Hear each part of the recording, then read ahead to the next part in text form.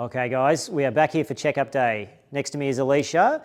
Alisha, we saw you about 8-10 weeks ago, made a bunch of changes to the bike, and there was a new team bike coming, which is behind me. You might notice the new factor here. This one is not the fluoro yellow. They've gone with a beautiful sort of pearl shifting bluey purple sort of thing. Really nice looking bike, and all the team riders are very happy on this. We made a bunch of changes and we spec'd down a size. So Alisha, you're on a 51 or a 52 before. This one behind me is now the 49, and we wanted that smaller frame to get the stack height lower in the front.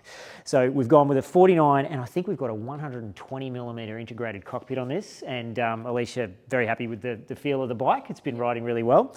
We've had one downside, one issue.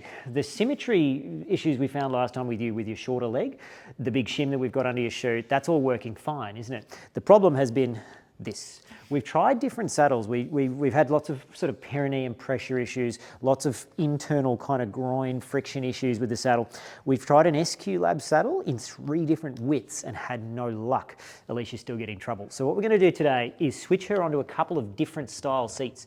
She's already tried an SLR Boost. That one was a bit of a troublesome point here on the same kind of an area. So we're going to try something with a different taper. Now, this saddle comes in and the wings ride out really slowly.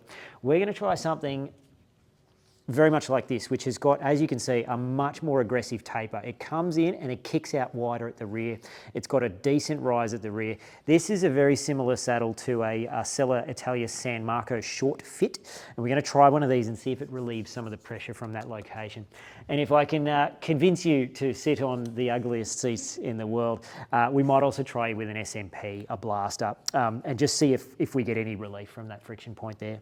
But you've had no issues with the shim underneath your foot or anything? It's all been good? Yeah, fantastic. So as long as we can find you a saddle, this is going to be hopefully the last piece of your puzzle. So let's have a look and we'll see what she looks like on the bike. This symmetry is fantastic. It's much better than Craig. Looks like another job for the persuasion stick. They just, these, wow.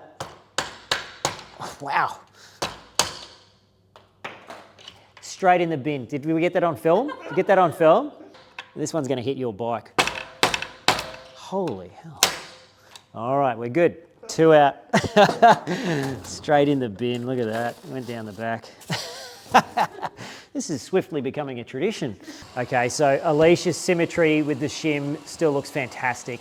She's got a 7mm shim underneath the, is it the left foot, Alisha, or the right foot? Left foot. The good news is her symmetry is so good that I can't tell which leg the shim is under. She looks really good. Her pelvic motion is really neat. She looks identical from the sides and there's no strange issues from the front. So really, really high level symmetry. Just going through the process of trying a few different saddles and hopefully that's the last piece of the puzzle for her position. Oh, look at this thing. It's a thing of beauty, really. There's just something lovely about it. That hooked nose, like the beak of an eagle. You know, it's like a golden eagle stooping upon its prey. That's what it looks like. Also, some people have described them in the past as being slightly ugly, but not me. Nah, SMPs for life, man.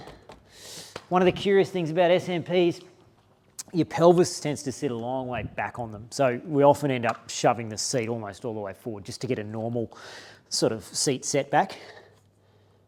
Very, very touchy with the angle that they're placed upon as well. That's about perfect. 12 or 14mm nose down. Just go a tiny bit more. We'll give this one a run. There's no moving forward or backward on an SMP. They just kind of hold you in one spot. So this is the narrowest of the ones that they make. This is the blaster. They do make a couple of non-padded versions of these, which are maybe slightly narrower in the front, but this is the more kind of the narrowest of the conventional SMPs.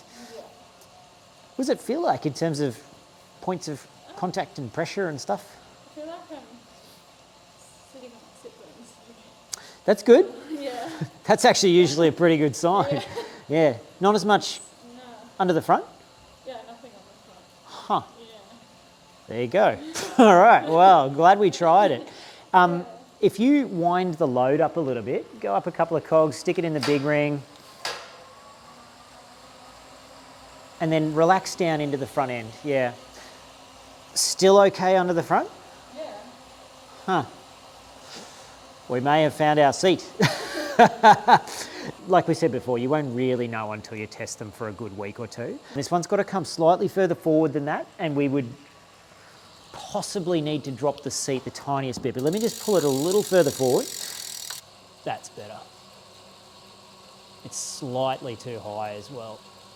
Does this one kind of give you better vibes than that other one generally? Yeah. Huh, well, let's leave this one on then. Yeah. And I'll drop the seat. Just remember, if you do put the other one back on, the seat goes back up 3 mil, which is not much, but it's enough. That feels more like your old seat height? Yeah. Where have your hands been getting sore? Right. It's the hood angle. Yeah, right. That is, yeah, that's to do with the hood angle, I think. All right, so one of the things we've noticed is some of the riders have been getting issues with hand numbness. And one of the tricky, kind of quirky bike position tweaks you can make to a position is to alter the shape of the hood where your hand actually sits on the hood. You can actually alter these slightly by rolling the hood back and actually putting small bits of, this is a 3 millimeter thick medium density EVA foam. And you actually slide this in underneath the hood rubber to actually change the shape of the hood. Now that's rolled itself up on the end, so it's got a bit of a sharp end. This one is not quite the right length. We would actually want to push that right up in there and chamfer the edge of it a bit. So I'll take that back out and just smooth it down. You can see it's actually created a little bit of a lump there. So by tweaking the shape of these a bit, you can actually create a hood that actually really feels quite different and puts pressure on different locations across the palm of your hand. It's a nifty little trick for people with, you know, really big hands or really small hands, or they've internally rotated their hoods a lot to try and get their hands closer together. That's much neater there. And what we've done effectively there is basically squared off the inside edge of the hood rubber. So this, when we're putting our hand on it, is going to feel quite different, and it does. Immediately I can feel more contact across this section of my hand and less here because we've altered the shape of the hood. Cut it up and insert it under there and make some little different size pads. You might find that 2 layers of it, like one big one and then a smaller one right under there, it does the job, because what it's doing is this edge is just riding up really hard under there. So if you're going to put something in, put it over that side to prop up the inside edge, and that'll just pull pressure up under there and away from there. So nifty little trick. We've finished up with Alisha's checkup here. She's looking awesome. Her symmetry looks fantastic. Her position basically looks exactly like when I saw her last. So she's adapted really well to the leg length shim change and all of that sort of stuff. The one thing we've had the biggest trouble with is the seat. I've given her 2 saddles to try, and both of them feel pretty good. But the one behind me, which is on the bike at the moment, the old SMP, this is an SMP Blaster, the narrowest of the conventional SMPs that they make. Alisha feels really good on this. So we're going to run this for a week or two, test it out on the road, see how it goes. I've marked the rails on this other saddle. This is another one for her to try, and we're going to probably try both over the course of a couple of weeks, unless the SMP is just magical, in which case we'll just stick with that. But we're going to try this on the road and just see which one works the best. She does some pretty big weeks on the bike, so it's one of those things with saddle choice. You just don't know until you try it for a good week or so. So let's hope one of these does the job, and fingers crossed that's the end of your saddle trouble.